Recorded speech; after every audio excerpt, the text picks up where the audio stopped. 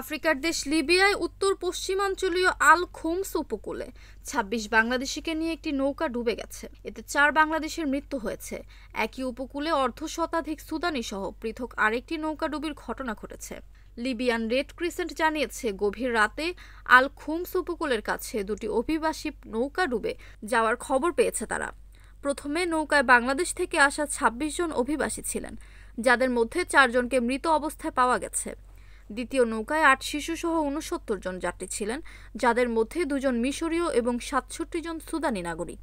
Red crescent জানায়, দুর্ঘটনার খবর পেয়ে উদ্ধারকারী দল দ্রুত ঘটনাস্থলে গিয়ে জীবিতদের উদ্ধার করে। এছাড়া মৃতদের মরদেহ উদ্ধারের পাশাপাশি সবাইকে প্রয়োজনীয় সহায়তা দেয় সংস্থাটি।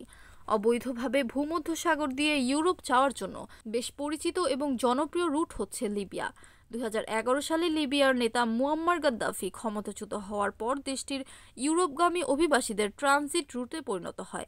অক্টোবরের মাঝামাঝি ত্রিপোলির পশ্চিম উপকূলে ৬১ জন অভিবাসীর মরদেহ উদ্ধার করা হয়। এর আগে সেপ্টেম্বরে IOM জানায়, লিবিয়ার উপকূলে ৭৫ সুদানি শরণার্থী বহনকারী একটি নৌকায় আগুন লাগার পর কমপক্ষে ৫০ জন মারা যান।